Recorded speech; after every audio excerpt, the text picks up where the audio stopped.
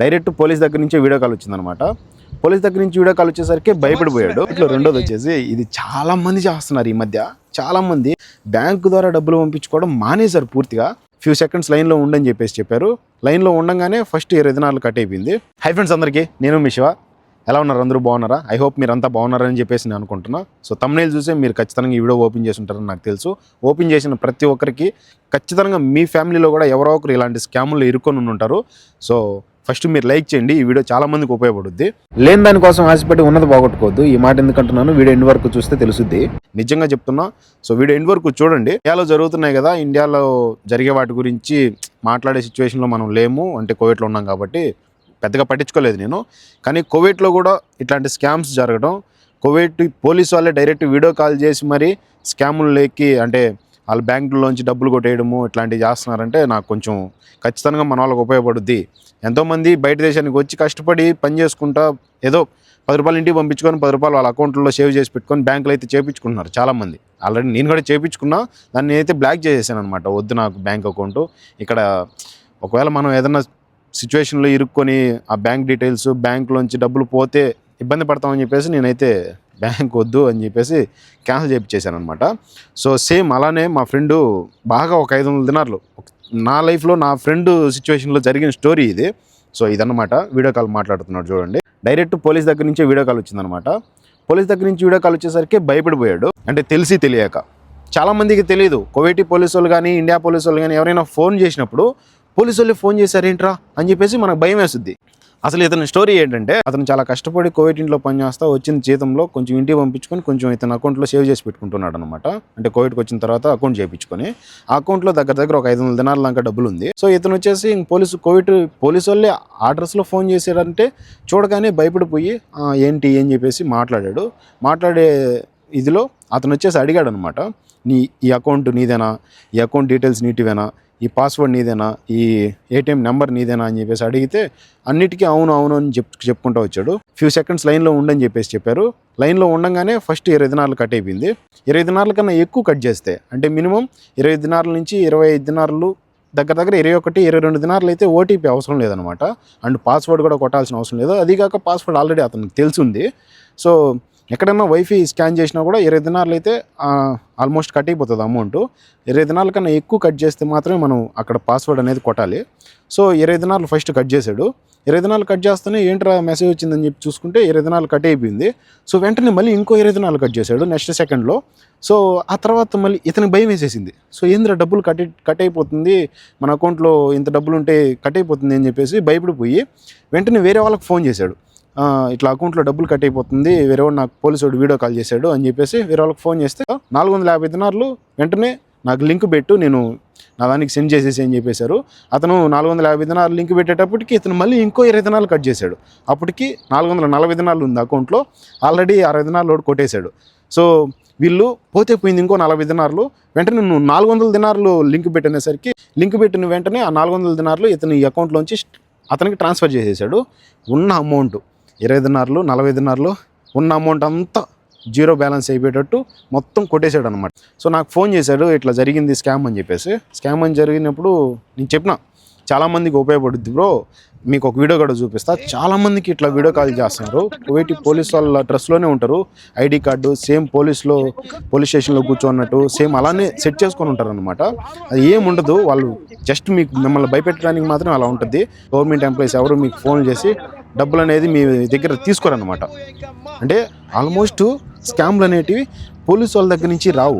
అవి బయట దేశాల వాళ్ళు, లేదంటే ఈ దేశం వాళ్ళు కావచ్చు, బయట దేశాల వాళ్ళు కావచ్చు, మన ఇండియా వాళ్ళు కూడా కావచ్చు, వాళ్ళ డ్రెస్సులు వేసుకొని వాళ్ళ లాంగ్వేజ్ మాట్లాడుతూ జనాల్ని భయపెట్టి ఇట్లా స్కామ్లు లేక దించుతున్నారు. అండ్ స్కామ్ డబ్బులు అనేది కొట్టేస్తున్నారు అనమాట. కోవిడ్లో ఆల్మోస్ట్ చాలామందికి వీడియో కాల్ చేస్తే వాళ్ళు ఇది స్కామ్ అని చెప్పేసి కనిపెట్టి ఆ వీడియోని వేరే వాళ్ళ దగ్గర నుంచి అంటే వీడియో కాల్ మాట్లాడుతూనే వేరే వాళ్ళ దగ్గర నుంచి వీడియో చేయించి సో సోషల్ మీడియాలో పెడుతున్నారు, ఇట్లా వీడియో కాల్ చేస్తున్నారు, జాగ్రత్త పడండి అని చెప్పేసి చాలామంది ఆల్మోస్ట్ టిక్టాక్లో అండ్ ఇన్స్టాగ్రాముల్లో యూట్యూబుల్లో చాలామంది యూట్యూబర్స్ చేస్తున్నారు. కానీ జనాలు వాటిలోకి తెలియకుండానే డబ్బులు అనేది పోగొట్టుకుంటున్నారు. దయచేసి కువైట్లో ఉన్న వాళ్ళు కానీ, ఇండియాలో ఉన్న వాళ్ళు కానీ ఎవరైనా సరే, ఎవరైనా మీకు ఎంప్లాయీస్ ఫోన్ చేస్తున్నాము, మేము పోలీసు వాళ్ళం ఫోన్ చేసినాము, లేదు మేము పోలీసు వాళ్ళము, మేము ఈ పలానా స్టేషన్ నుంచి ఫోన్ చేస్తున్నాము, పలానా దగ్గర నుంచి ఫోన్ చేస్తున్నాము, మీ బ్యాంక్ డీటెయిల్స్ చెప్పండి, మీ అకౌంట్ డీటెయిల్స్ చెప్పండి, మీ ఏటీఎం నెంబర్ చెప్పండి, ఓటీపీలు చెప్పండి, మీ ఆధార్ కార్డు నెంబర్ చెప్పండి అంటే దయచేసి చెప్పొద్దు. ఎవరికి చెప్పాల్సిన అవసరం లేదు. అసలు ఏదన్నా బ్యాంక్ నుంచి మీకు ఏదైనా ప్రాబ్లం ఉంటే డైరెక్ట్ వాళ్ళ దగ్గర నుంచి మెసేజ్లు వస్తాయి, మెయిల్స్ వస్తాయి. అండ్ ఏదైనా లింక్ మీకు తెలియని లింకు కొత్త నెంబర్ నుంచి వచ్చిందంటే మాత్రం ఖచ్చితంగా ఆ లింక్ని అనేది ఓపెన్ చేయకండి. సో లింక్ ఓపెన్ చేసినా కూడా మీ అకౌంట్లోంచి డబ్బులు అనేవి కొట్టేస్తూ ఉంటారు. కువైట్లో రెండోది వచ్చేసి ఇది చాలామంది చేస్తున్నారు ఈ మధ్య. చాలామంది కువైట్ నుండి బ్యాంక్ ద్వారా డబ్బులు పంపించుకోవడం జనాలు మానేశారు పూర్తిగా. ప్రతి ఒక్కరూ వెళ్ళేసి ఏం చేస్తున్నారంటే, మేము ఇంటి దగ్గర ఫోన్పే చేపిస్తాం, మేము ఇక్కడ డబ్బులు ఇచ్చేస్తాము, మీ దినార్లు వచ్చి తీసుకోమండి, ఇంటి దగ్గర మేము ఫోన్పే చేయించేస్తామని చెప్పేసి ఇలా చేస్తున్నారన్నమాట. అంటే కొంతమంది దినార్లు మేము తీసుకొని మీకు ఇంటి దగ్గర ఫోన్పే చేపిస్తాము, ₹2 ఎక్స్ట్రా వేస్తాము అనగానే, నాకు ₹2 ఎక్స్ట్రా వస్తుంది కదా అనేసి మీరు అది వెళ్ళిపోయి డబ్బులు అనేది మీ దినార్లు ఇచ్చి ఇంటి దగ్గర ఫోన్పే చేయించుకుంటున్నారు.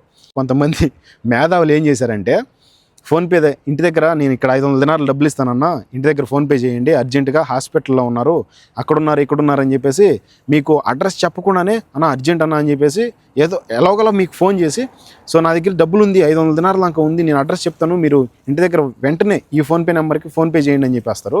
మీరు దానికి 1.5 లక్షలు వచ్చినా 2 లక్షలు వచ్చినా ఎంతైతే 500 దినార్లకు అవుతుందో అంత డబ్బులు మీరు ఇంటి దగ్గర ఫోన్పే చేయించేస్తారు.